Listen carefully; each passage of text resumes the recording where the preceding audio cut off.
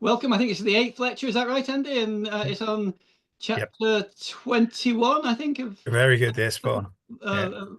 volume 2. So we've got until 7:30 notionally, but Andy tells me that this one's going to be a long one. So, but hopefully, what we want, if we do go beyond 7:30, it won't be too long after. I'm really sorry. I didn't practice my share screen. Have I got co-host rights?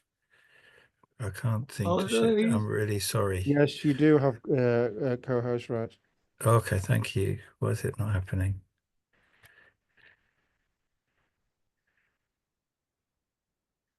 Oh, here we are. Thank you very much. There we go. Rhoda can't get in. She's in now. Okay, could you mute Virginia, please?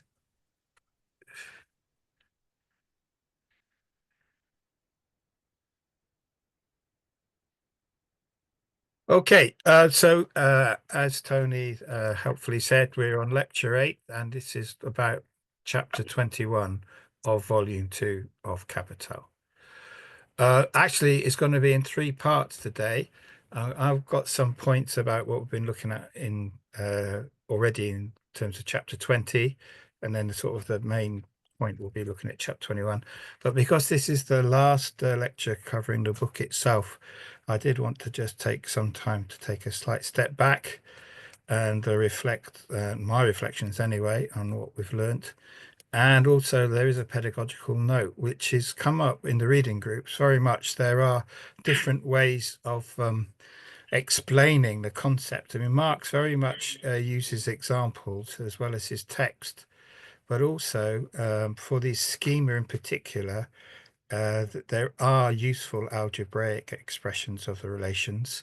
And also, as you know, I tend to use diagrams in these PowerPoints, and they're all perfectly valid. But I also think that in terms of active sort of learning, as well as the studying and discussion, if you can go some way to working through the examples, that does consolidate one's understanding of what's going on. And I'm sorry about the length of the lecture, but kind of like needs must. But if you're watching this as a recording, there'll be 2 breakpoints, so in the 3 parts. One of the issues that came up is how do Marx's concepts correspond to the sort of actual categories used by capitalism itself? This comes from a textbook for finance managers, and you may see a certain similarity to the circuits of capital in this diagram. So in bourgeois accounting, this is working capital. This is the whole asset base less the liabilities. So, but not fixed assets. So they call them current assets. So it's quite close to the idea of circulating capital. And there is this notion, if you can see the small arrows on the screen, you can see that there is this sort of circular movement. So that confirms well the whole question of flow, and the different sort of stations in this do conform quite closely to the capital forms of Marx. Okay, so what we've got here basically is an inventory flow model of circulating constant capital. And there's 2 inventories, where there's the commodities that have been bought and the commodities that are ready to be sold. So that again conforms to Marx's view. And this is capital in, not capital in, well, there's a distinction between the circuit of commodity capital and capital in circulation, which is also Smith's sort of confusion of that carries forward in the way accounting to this day sees these things, right? There is a missing link. What a surprise. I put a big question mark there, which is how does the inventory of finished goods have more value than the inventory of the raw materials and components? And of course, this way of looking at it doesn't take that into account, really. The workers aren't present even because they're not considered an asset, let alone a value creating asset, right? There is a sort of conceptual confusion at points when used for an exchange value. So there is a partial recognition here of what we've looked at in terms of the circuits of capital, without a doubt. But, not surprisingly, we could say it's from a class perspective. But, you could follow it up and have a look. This one is not of an industrial capital, it's of a commercial capital. It's another sort of textbook type study. And what you see here is the idea of the importance of circulation. I mean, commercial capital is all about uh, buying and selling, as we know. So the inventory, they're not two inventories. There's only one inventory because it's the same stuff. There's no production phase to this cycle. So the inventory for the bought goods is the same as what's going to be sold. There's no sort of labor processing between the two, except putting on a shelf and taking them off a shelf, right? And so the inventory turnover is important to this type of capital, how quickly the goods move. And what you can see from this example is that they will move more slowly, actually, in 2012 than they did in 2009. But about once every 2 months, the goods that come in go out the door. There's another turnover period which is highlighted in terms of how quickly the money comes back. I mean, there's a difference between the goods being sold and the money received for those sales. And you see that is many more of those turnovers a year. And so what you've got here is an idea of circulating capital. If you added those two together, you would actually get the period of the circulation period, right? And it turns out to be about 10 or 12 weeks. So this is close to Marx's conceptualization. And of course, what they're interested in is how, improving or not, I mean, the business actually got worse by some measures between these 2 years because of the decline in trading conditions, basically. But what you can see is this is being compared to the industry average. And of course, what you've got is this particular company is doing better than the industry average. This is quite important, actually, because the way profitability is normally demonstrated is against competitors in the same industry. And that's the return on equity measure of profitability. I mean, this company's doing better, but you can see they're not widely different. I mean, so you're not going to have a huge, unless there's a sort of revolutionary breakthrough in the way things are done, or if like a paradigm breakthrough in the technical way of producing things or turning things over, they're going to be similar numbers for turnover, some better, some worse. The other thing that we looked at was this question of capital and revenue. This is very interesting discussion, actually, and I think it's worth going back to. I mean, Adam Smith is quoted by Hodgson. I don't think this quote is in actually Marx, but the sort of the influence of Smith is there because Marx writes about apologetic economists. But he's basically critiquing the idea that labor power is a form of capital, which is what Smith says in Wealth of Nations. So it's wrong to say that money realizes two capitals, right? And he makes a very definite position here. I mean, this is clearly a class line, right?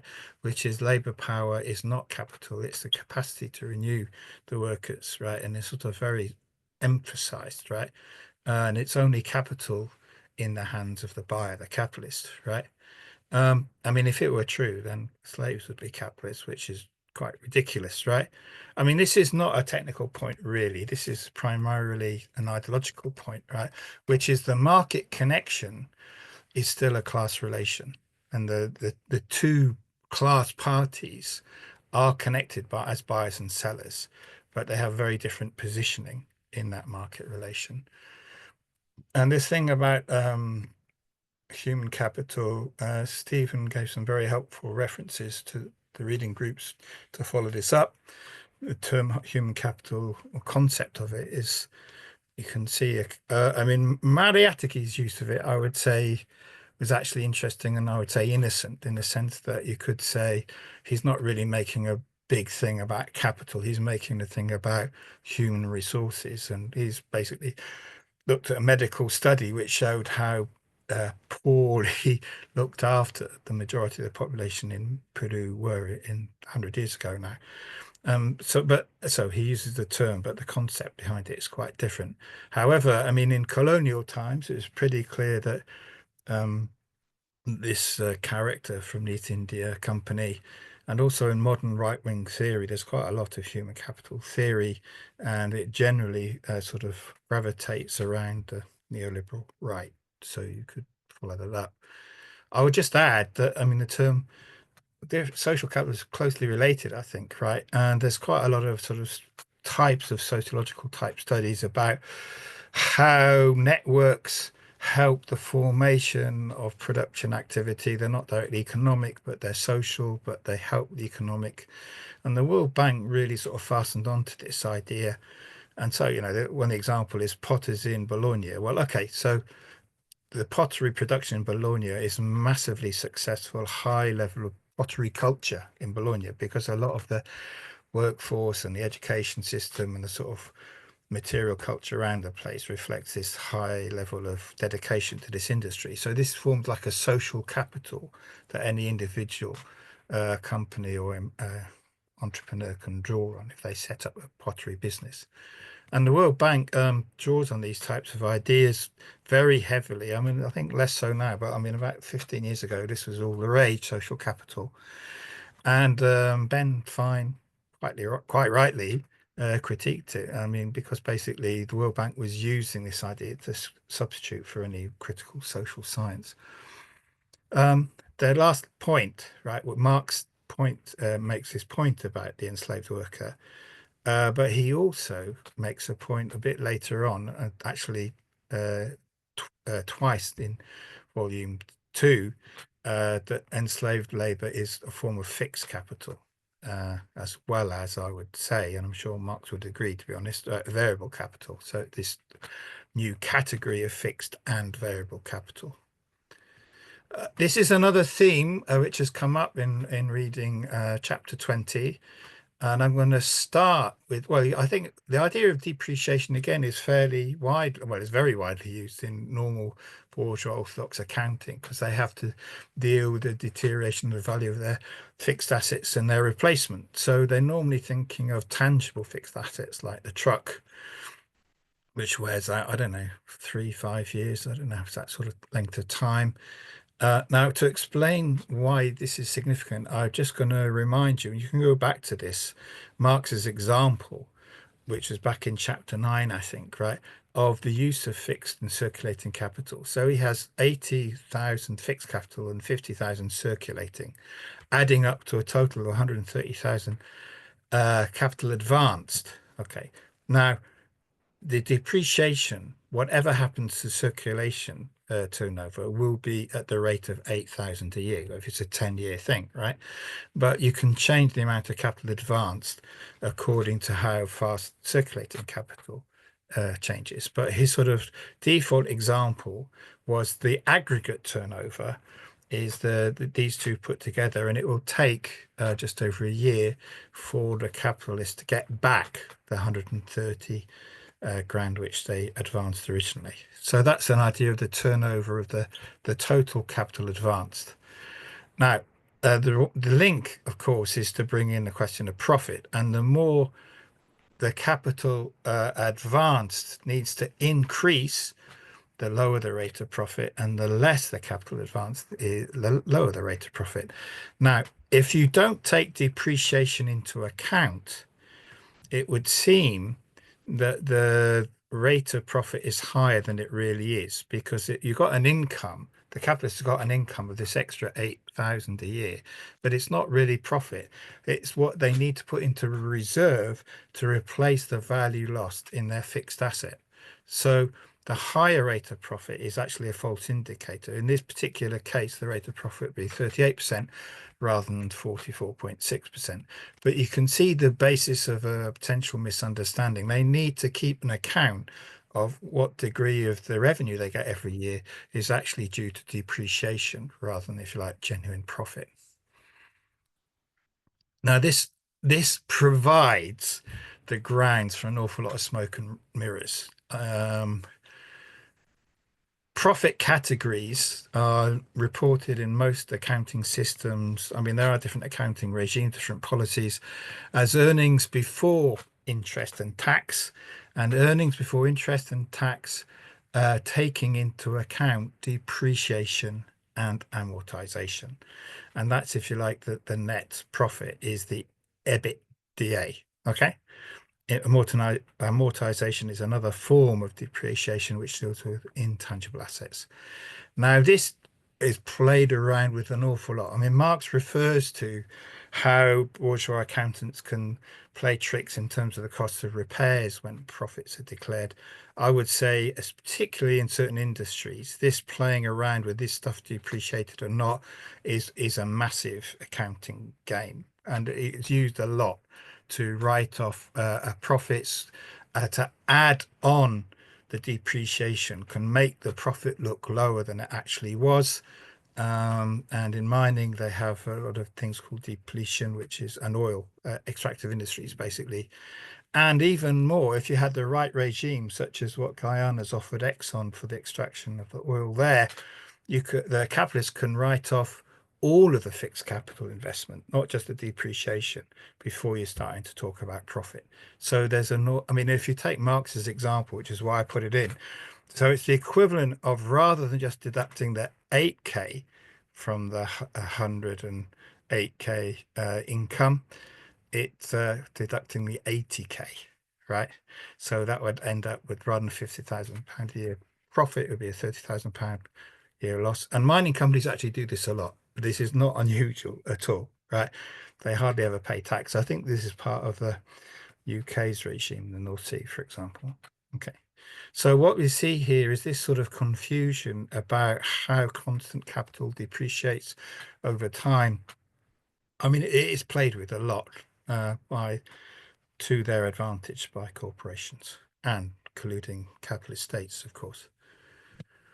Marx makes a very big issue about replacement of fixed capital because he presents this as a destabilizing factor within simple reproduction. And what he looks at is he looks at fixed capital in two ways, of course. One is this depreciation element, which happens year on year. Now, when the depreciation happens, it's a bookkeeping thing. There's no actual replacement of 1/10 of the machine every year. It's like there's no material movement. Okay, it's only once every 10 years that the machine gets replaced. Okay, so that's what he's saying here. Only the fixed capital that expires, i.e. on the 10th year, that's Fox, but Fox is giving a good summary of Marx. Okay, so the fixed capital that does not expire, i.e. this 8,000 a year in his example, that actually is not part of the annual product. Okay, in the sense that it doesn't get replaced year by year. So what you have to sort of imagine is the idea of, rather than 1/10 being replaced every year, rather, of any given machine, for example, rather 1 in 10 machines get replaced every year. And of course, this then becomes a sort of a statistical exercise, because there's no reason really why it should be an even flow, that 1 in every 10 years in any given year, 1 in 10 machines in any given year is actually replaced. So there's going to be fluctuations, and that's Marx's point. That's what he's getting at here, right? There's going to be fluctuations, right? And what that means is then there's going to need to be a further overhead in saving to deal with the fluctuations, right? What Marx is also doing here, which is interesting, and it will come back with Marini in particular, is he's making a distinction within Department 1, the production means of production, between the production of means of production which are fixed capital and means of production which are circulating capital. And so means of production which is fixed capital might be a truck, because, you know, trucks depreciate over several years. I mean, they move around, but that's not the point. The point is their value depreciates over several years.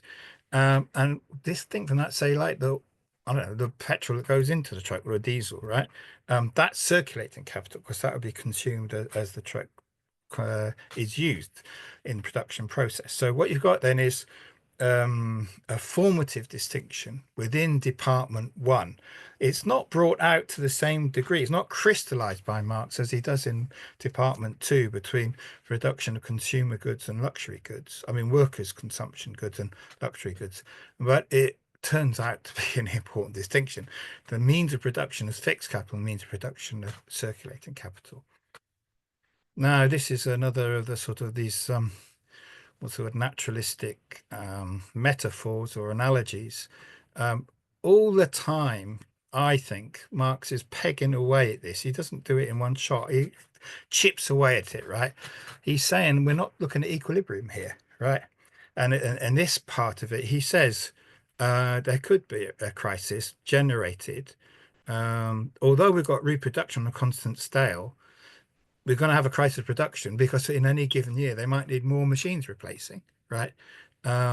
So even with simple reproduction, there's a possibility of crises. There's no inherent equilibrium involved in this system, even within simple reproduction. Okay. Rather, the model, it should not be of a simple self-correcting, that's the right term, system. It's a system which is not at all self-correcting. So yeah, the replacement of fixed capital goes on a bit more, and this one is just to talk about how you can see it today. Marx was 10 years, as I've said 2 or 3 times.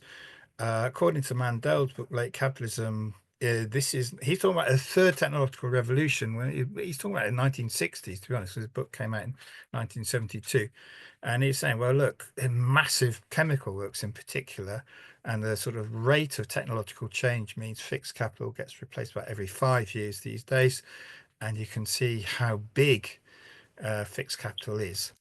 Now, in his case, it is an interesting one, and I've been looking at petrochemical industry just because of the influence of Adam Hanier's book on what I've been looking at. But the petrochemical industry in the 60s, costs which went to labor were between sort of 1% and 3%. So in other words, the organic composition of capital was up to 97 to 99% constant capital, fixed and circulating.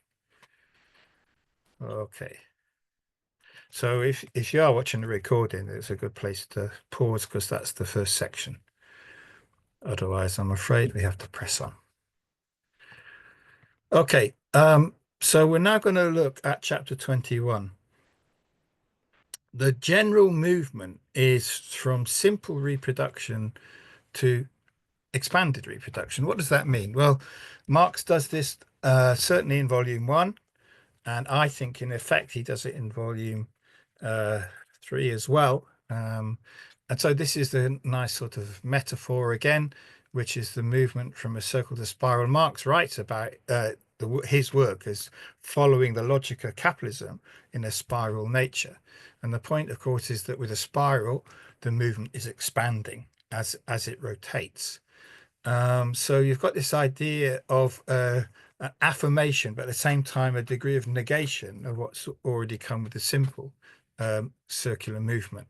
And of course, the really critical thing here is in terms of sort of like the proportionality rule. I mean, and Marx develops it, he takes it further. And the reason he needs to take it further is because the point of his spiral, the spiral of capitalism, is the accumulation of capital. Now, under simple reproduction, all the surplus value gets spent by the capitalists on luxury consumption. They enjoy themselves a lot, okay? But it means that the system is just staying at the same level. There's no expansion. And actual fact, to get expansion, some of the surplus value, a proportion of it, needs to be reinvested. And this is quite familiar to us. We're very familiar with this idea from volume 1. Okay, so the scale of production increases. And to be even closer to reality, we would need to include increasing productivity, right? Now, in the expansion, money is not just a lubricant. It's not just the money of circulation, right? More and more, the point of the expansion of an individual capital and for social capital is the expansion of money capital, the addition of more money at the end of a given cycle than at the beginning, or the end of a year than at the beginning, the process of valorization, value which is expanding. So there's a sort of a motive to this spiral. I mean, the analogy breaks down to some degree at this point. I mean, it's only an analogy, right? The point is that there's a main spring pushing this forward. Okay. It moves forward in time, so it's not just two-dimensional. It's definitely a movement in time. And Marx does more and more as we go through it point out that it's actually an aggregation of many individual capitals and loads of transactions between them. Okay. So really the problem he's looking at, you could actually have started it the other way around, which is how on earth does it work at all, right? Because you've got all this myriad of capital, myriad of decisions that they're making. Okay. So that's me really talking about what Marx is about here, right? His own introduction to this section is he really starts with hoarding. I mean, John Fox is I agree with John Fox, right? His commentary on this is good, I think, right? How on earth does it work at all in a way is what he's saying, right? And Marx shows that it is possible for it to work, only possible, right? And one of the things that Marx starts with is a question of hoarding, right? Now, hoarding is this creation of a money reserve. We've looked at fixed capital, and we've seen that over the course of 10 years, the capitalist has to keep some money back from his sales revenue in order on the 10th year to spend it to replace the fixed capital. And this is what Marx would call a hoard. I mean, we'd call it, I don't know, money reserve.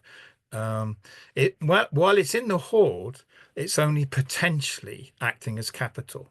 It's not actually adding any new wealth. It's there in a latent, if you like, form, and nor is it being spent on means of consumption, right? So it's a slight, well, it's not an oddity, but it's a characteristic of the system, right? That this is so.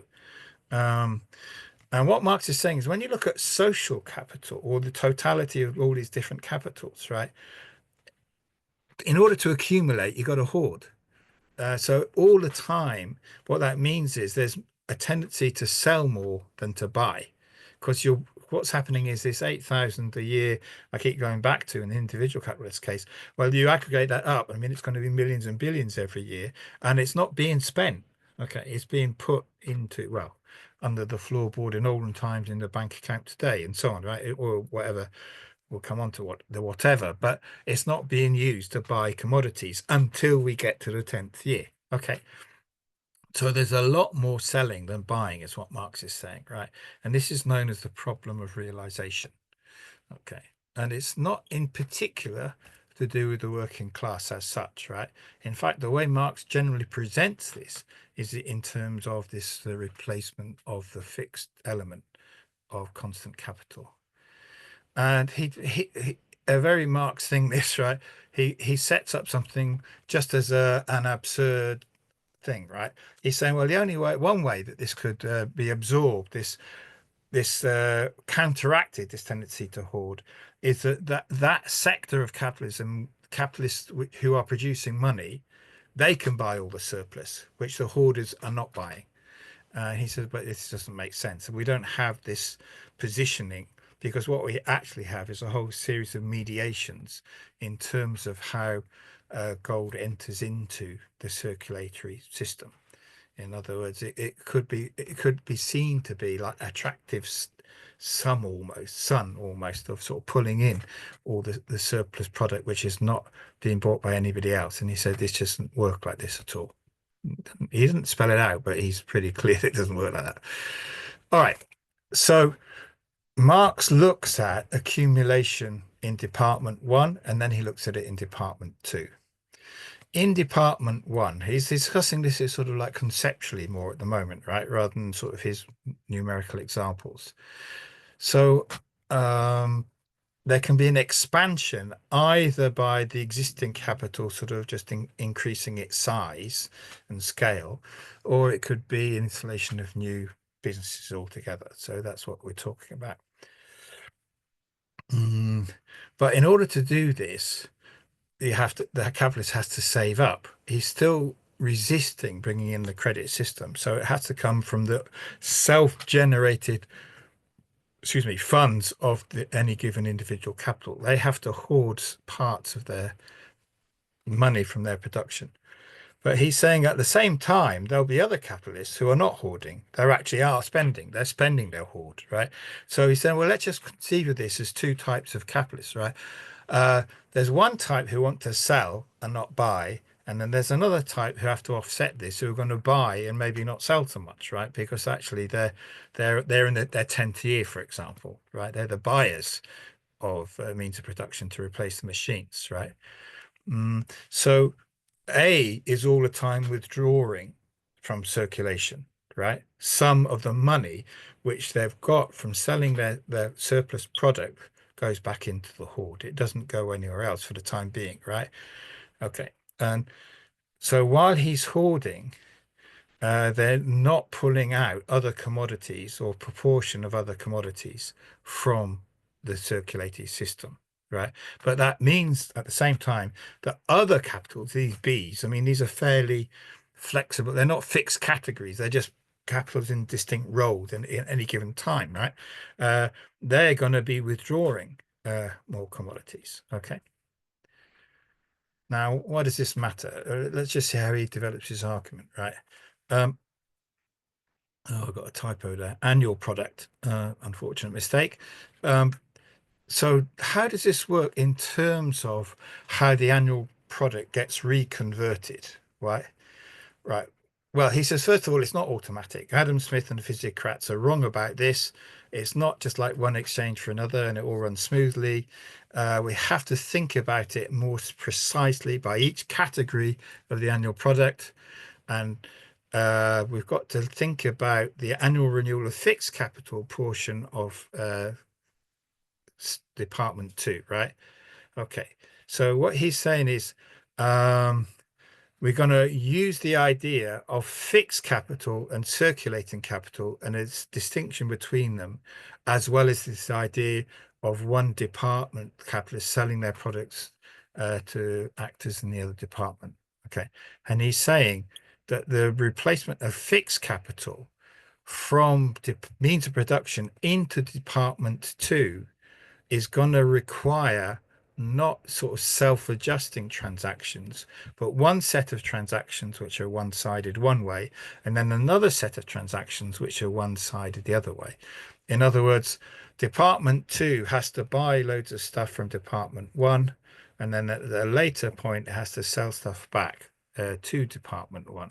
But these are not at the same period, not in the same time, because of this whole thing about fixed capital, being a significant amount. Okay, somebody's helped me there. All right. Now, how this works, I'm going to illustrate with a diagram, and I'm going to illustrate it with a diagram reminding us of simple reproduction, basically. And simple reproduction works, as you will recall, by capitalists in Department 2 spending money, that's the golden line, and they buy product from Department 1, which is a surplus product of Department 1, and that becomes their means of production for the following year. Okay. Now, the materials are quite different, but their values are the same. Okay, so they will exchange that through a whole series of other money exchanges where the capitalists in Department 1 pay their workers.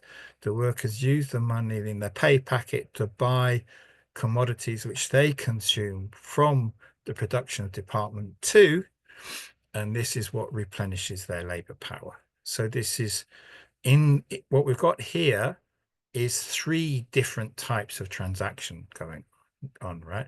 Capitalists in Department 1 selling into production to capitalists in Department 2, and then workers in Department 1 buying commodities from Department 2, and also capitalists in Department 1 buying their yachts and their Lear jets from the capitalists in Department 2. So that's the 3rd category of transaction. But all of this is a whole load. This is not a planned economy, right? This is a whole load of individual transactions going on. I mean, millions of individual transactions. So how is this different with expanded reproduction? That was a recap of simple reproduction. Okay. And in this, the amount that goes into means of production to reproduce in Department 2 is the same as the surplus product in the year of Department 1. That's the equality, the condition of proportion. All right, it's a bit different when you've got expansion. Capitalists in Department 2 are going to buy their product as means of production from Department 1 again. Marx posits it, more continuous case of circulating capital. So they're not buying everything in one go, he's saying here. They're buying the circulating capital. And there are a series of compensatory exchanges then. So they have to sell stuff back to the workers in Department 1 who use their wages to buy them and reproduce their labor power as before. But not so much now. Okay, it's about half. It's not the entire means of production, it's only the circulating component. And of course, the capitalists in Department 1, again, they can buy, if not a yacht and a Learjet, then maybe just a Learjet this year. Okay, that's the circulating capital. But then, of course, there will be a set of exchanges when the capitalists in Department 2 replace their fixed capital. So we have another set of exchanges where they get paid the capitalist Department 1 money, they buy fixed capital means of production. And again, there has to be a series of compensating exchanges for them to pay for that by selling their stuff back to the workers and the capitalists in Department 1. So he's disaggregating basically and coming down to the next level of detail. But in this disaggregation, between the circulating and the fixed exchanges is the hoard. Okay, so it means that the capitalists in Department 2 have had to save up to pay for their fixed capital. That's what he's saying. And Marx is saying, right, this is getting very complicated. Marx is saying this, right? It's getting very complicated now. All right, and it gets even more complicated. Right, now the additional constant capital comes from the surplus product in Department 1. I won't go through all that text, I'll just do it by diagram. So here we have simple reproduction, the same constant capital in year 2 as there was in year 1. And it's some capitalists selling trucks, another capitalist selling lathes to each other, and that's how they do it. Now, the increase in constant capital from one year following on the next, delta C, means it has to come out, look at this detail, right? It has to come out of the surplus product in the current annual production. And therefore, there's less surplus product available. This is a crucial point Marx is making, right? So there's an increase in the portion of means of production going back to means of production, okay? And what happens is the sellers of this keep some of that as hoard. These are the A's. This is the A's and the B's coming back in now, and they buy less, okay? And they have to assume it's the B's that are expanding their production, and the A's are selling, the B's are buying, right? Remember, so B's are actually replacing more capital than A's are. This is Marx's argument. And once again, there is an impact on Department 2, because what it means is there's less money available for the capitalists to spend their surplus value on the luxury yacht. Oh, they're really suffering. You feel sorry for them, right? There are fewer yachts this year than last year. Okay. And of course, it also means that there's less constant capital replaced in Department 2. Now, this is why Marx says this is why you need a credit system to service all this hoarding. He does this a lot, right? He's saying why, from the basis of industrial capital, it makes sense that a credit system would help to overcome these problems. The third aspect is the additional variable capital, i.e., if you're going to expand production, you're going to need more labor power. And Marx says you can always do this. The capitalists can always do this by making the current workforce work more, or by bringing in new workers. It depends on the scale, the extent of the increase, right? But he says, well, volume 1, I'll tell you this a lot, right? There's a lot of workers on hand. I mean, general law of accumulation, generation of reserve army of labor, not a big issue. That you can assume, the capitalists can assume they're going to be able to recruit new labor. And so just to show this one diagrammatically, more workers, it's an increase of variable capital now in the Department 1. Again, they're going to have to get the commodities to consume and the additional commodities as well from Department 2. I think Marx doesn't talk about the need for more supplies for the workers from Department 2, but I think that logically that would be the case.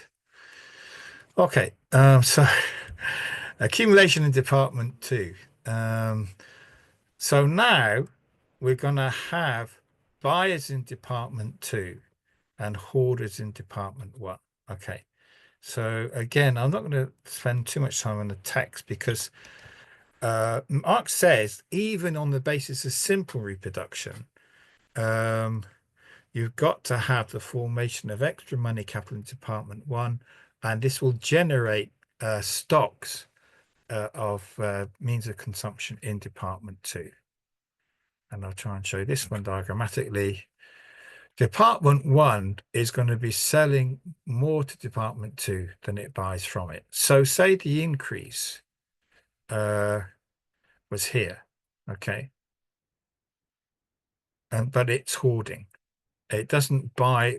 What Marx is saying, this is a distinct case. Sorry, I should explain that. Marx is now saying, well, what if the hoarding is in department 1, those capitalists, they don't buy so much. They don't buy their luxury yacht or whatever it is, right? Okay.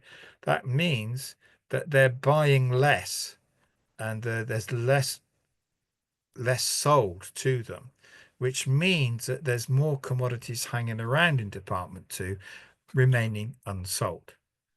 And this is what Marx writes about here.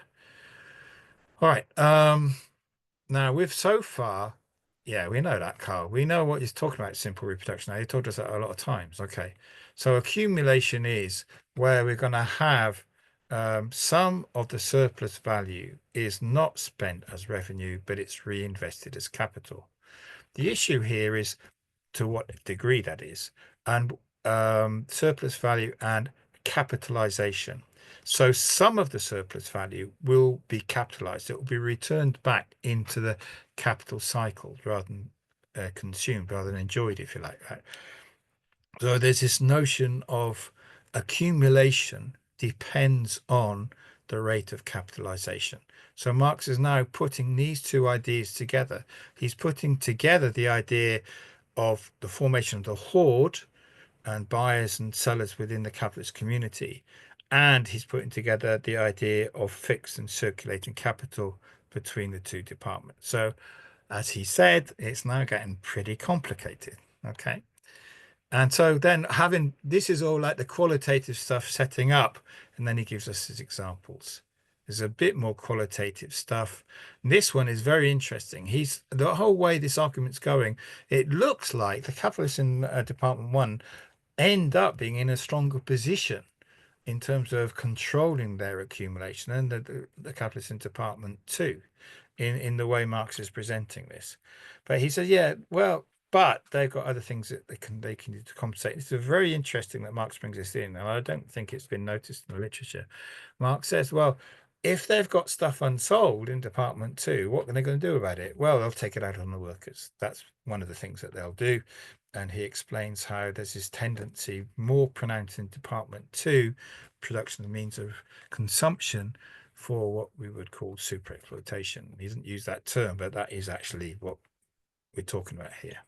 Okay, so we're beginning to move away from any sort of supposed symmetry between the two departments and a particular motive for increasing exploitation within the capitalist system. Fox gives us a good expression algebraically. So there's two important parameters. Okay, one is this, what I've already mentioned, the rate of capitalization, which is what is the proportion of the surplus value which is going to be reinvested rather than just spent on luxury consumption. That's one variable he introduces. The other variable he introduces is what's it going to be spent on if it's reinvested. And he has a particular formulation of the composition of capital, which is this K, which is that both of these are maximum 1. Okay, so the capitalization rate at its top end would be 1. In other words, all the surplus value gets reinvested, and it would be 0 if none of the surplus value gets reinvested. And the composition of capital, the way he's formulated it, again, the maximum is 1. If all the capital, I mean, it's a what's the word, a vanishing limit, but we'll say if all the capital was constant capital, then K would be 1. If all of the capital was variable capital, K would be 0. So it's going to be between 0 and 1 again. Okay. And so that's his formula. He's saying that the constant capital in year The next year will be the sum of the constant capital in the current year plus the expansion from the appropriated surplus value, which is reinvested into production of constant capital. And the variable capital is sort of the other side of what's from the surplus value that's invested. Some of it's invested in constant capital and the rest is invested in variable capital to expand the workforce. And the same basically in Department 2. Let me try and explain this one by a diagram. So this is the basic equality which we came to. Marx explained to us in simple reproduction that the total surplus product across the two departments is equal to the surplus to the total consumer goods produced in Department 2. And once you've got that equality, if you take away the constant capital reproduced in Department 1, what you're left with is the new value produced in means of production must equal that which is invested as constant capital as means of production in Department 2. That's where we got to with simple reproduction. And that looks like that. Marx has changed these numbers a bit. And what you'll notice is he's got a different, he ends up with the same total result, but he breaks it down differently. That used to be 2,000, was it 2,000? 500, 500, that's right. So what he's done is he's reduced the constant capital.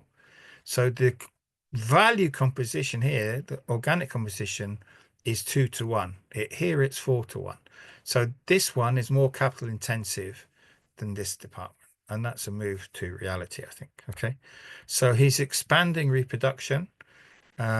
He's reduced the size of Department 2 in terms of, not in terms of its total product, but in terms of the constant capital is reduced, because it used to be 2 and now it's down to 1.5.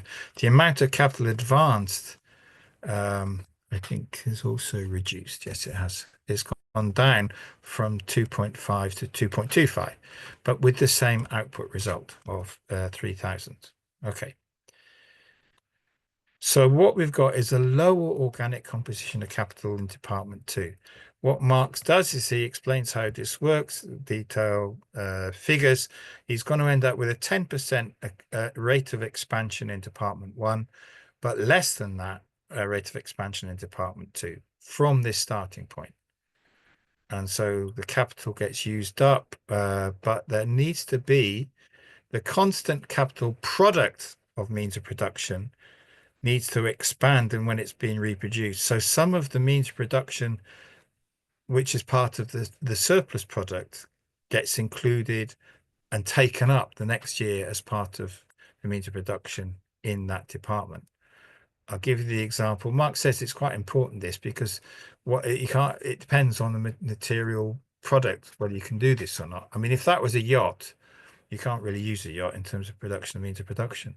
But if it's trucks, then rather than been sending off to Department 2 to deliver the peas or whatever, you can put them into Department 1 to help make stuff for more trucks. What this means is that because this surplus product, the surplus value is now being used otherwise back into Department 1, there's less available to Department 2, which is why he reduced the starting point. Because what he wants to show is year 1, 1.5, year 2, 1.6. So he wants to show some expansion. And the way he's fiddled the figures a little bit, the way he's done that is he's got a lower starting point for Department 2, so he can get some expansion in. Okay, so that's his first case schema. Now, it would be interesting, does Fox's formula work? We plug, against his formula, we plug in the numbers. It definitely works for year 1. We get the same results that Marx gave us from the formula. That's all good. So far, so good. In year 2 as well. In year 3, yeah, so Fox wins. He's working very nicely. Thank you. So we've got an algebraic expression which we can apply to different examples. And so therefore we've got more of an idea of the general rule. And so far, it's all conforming with Marx's result. However, Marx is just like so obsessive it's not true. He just won't let sleeping dogs lie. And so he keeps on going. And what he finds actually in the next year, it's not quite the same as you might expect. If we put in the figures, the same rate of capitalization and the same organic composition of capital, we come up with a result which is not Marx's result. So something's gone wrong. What's gone wrong? There's a twist in this tale, and the twist is actually in Department 2, the rate of capitalization has to increase to keep in proportion with Department 1. What does that mean? It means that some of the surplus value of Department 2 is even more of it has to go into reinvestment in Department 2 to keep up. And that's Marx's adjustment. So the rate of capitalization, as we call it, has to increase. Okay, so there's actually Fox needs a little bit of trimming in order to get the right result.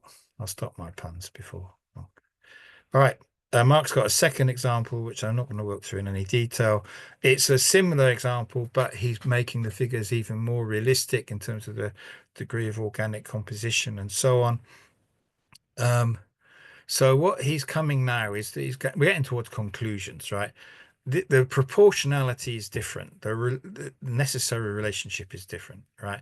And actually, you've got to have more surplus product in Department 1 being produced than is consumed in next year's means production in Department 2, right? Because it's got to provide to the extra growth in Department 1, and it's got to provide for the extra growth in Department 2 as well. And this generates this whole sort of series of knock-on consequences. Once again, he's got a ideological counter to the capitalist class, which we probably don't have time to go into, but I'll just now try to finish this in general comments, right? So this is the general rule, which Marx comes up with, right? With production on an increasing capital basis, the new value of means production must be equal to the means production which is bought and applied in Department 2 for the following year, plus that which is used to expand production in Department 1, plus that which is used to expand production in Department 2. And when you say it like that, that's pretty obvious. That's not a hard rule to understand, right? So that's what all this detail working out has given us. And these last two are easily skipped by, I think, in terms of time. Okay, in terms of taking a step back, I mean, if you are watching the recording, you might want to take another break. This won't take very long, but I just do want to make these points. It's very clear that the critique of Adam Smith just doesn't stop, right? I mean, we know the starting point of it, which is how Adam Smith sees value or presents value as a sort of an addition of its elements, and also that Smith missed the significance of constant capital being transferred. And Marx, we've seen, deals with this directly in 2 chapters, but it actually runs through quite a lot of the sections of chapter 20 as well. He does come back to his critique of Smith quite a lot. This is the limit of the theory of value from the bourgeois standpoint, because Smith accepted that labor produced value, right? He agreed with labor theory of value, but he had a problem, right? Because his whole class instinct was that it's towards industrial capital as a producer of value. And the only way that he really solved this is that labor theory of value worked before capitalism, but it no longer holds within capitalism. Now, Ricardo's solution to this was that there are exceptions to the law of value, but it still holds within capitalism. So that they both had a challenge, which was to explain how the labor theory of value holds in the capitalist system. And it's Marx who solved that challenge, right? And his basic solution is that it holds, but in a very contradictory way, because it expresses a fundamental contradiction that cannot be itself resolved except by systemic overthrow. So this is why we claim that Marx has a scientific consciousness for socialist revolution. Okay, so what we can see after Smith and Ricardo is that bourgeois political economy actually abandoned an objective view of value and started to substitute very subjective use of value. Okay, and then there was a further development, which is this subjectivity became reintroduced within versions of Marxism. So that's one observation. But why does Marx spend so much time on Smith, and how do we relate to it today? The second observation is this. You're familiar with this diagram, right? Now, what Marx does between the Grundrisse and volume the Capital is he replaces what he earlier called Capital in General with Industrial Capital. Most of Capital, as the 3 volumes, is about industrial capital. And we've seen in each volume, he comes to the social totality, but each time he comes to it from a different perspective. And he does it 3 times. So in a way, well, you can see productive, commodity, money, capital. In a way, he has to do something in volume 2 about the social totality. He has to look at totality from the point of view of the movement of commodity capital, the sort of conditions of existence at a systemic level of commodity capital. And so, you know, if it wasn't there, he'd have to write it, but he did write it. And so after these 3 forms of 3 perspectives, I should say, on industrial capital, that's when he moves into the question of commercial capital, banking, and so on. That's one of the reasons, it's not the whole reason, but that's why one of the reasons Marx doesn't go into the credit system. He wants to keep the integrity of the explanation at the level of industrial capital as that which stands for capital in general. Okay.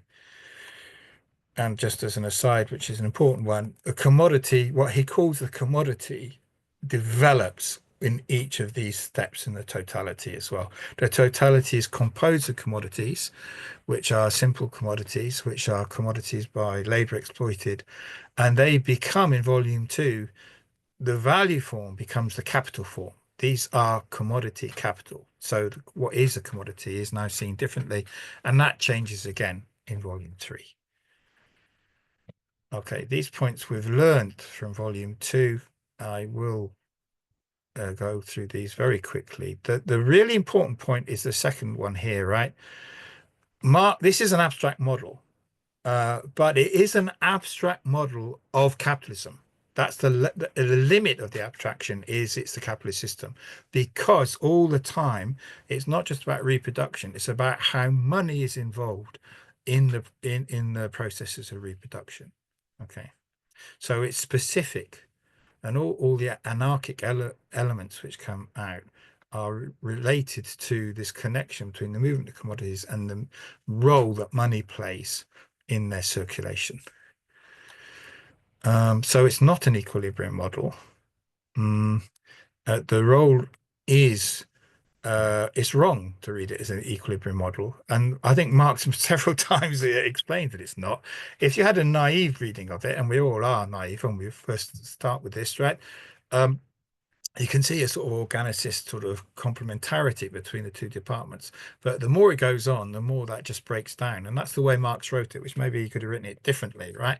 But that's what we got. So the equilibrium model, I think, if you read it all the way through and study it all the way through, is very much a prejudice of those interpreters who read it this way. I don't think it comes from the content of the book really at all. So I firmly agree with Marx on this. I still think he's got a problem with money. I don't think it quite works still. We'll come back to this because Luxemburg didn't think it quite worked anyway, but from a different point of view. But I'm recording my concern there. But what I think is a strength of Marx is that what he does show is that with these money commodity exchanges, we've still got a class relation, right? You can't say, oh, it's just buyers and sellers. No, it's capitalist buyers and capitalist sellers and worker buyers and worker sellers. So he never loses the class perspective, right? And finally, I think that this is the importance of a negative result. What do I mean by this, right? There isn't any inherent tendency to proportionality, either in reproduction or expanded reproduction. They're neither inherently harmonious nor inherently driven to crisis. I mean, you can see that a crisis is possible. You could also see the forms that it might take when there isn't systemic unity, like there's disproportions, there's a lack of money to buy in certain areas, certain classes, and so on, right? Now, this is a big point. I've mentioned the development of the commodity, and what I'm saying here is we have to have a concept of the commodity which is beyond the simple one of a combination of use value and exchange value as the product of labor produced for sale, right? It's insufficient to explain capitalist crisis, and what Marx has done in these Department of Production has taken use value and exchange value to its ultimate in terms of the totality of the system. But it's not yet enough to explain why capitalism goes into crisis. So that's why we need volume 3, because the driver is the capital relation in terms of its drive for accumulation, its drive for profitability. And what Marx does in volume 3 is he explains that necessarily the drive for profitability of industrial capital drives the system into a crisis of profitability. And then he brings in the other forms. And that's also why, by the way, he delays credit system, because he wants to establish the movement of the industrial rate of profit before the credit system. So the fundamental antagonism of capitalist commodities is not use value and exchange value. That's the terrain on which the antagonism is played out. The dynamic involves them completely, right? But it is because they are the product, they are capitalist commodities. They're the product of a class antagonism, both in their production and in their form of presentation in circulation. So that's my last takeaway. And these now, so all will be revealed in the next volume, I hope. So here's some references, and that's me finished my presentation. And I do apologize for length of time. I hope it was worth it.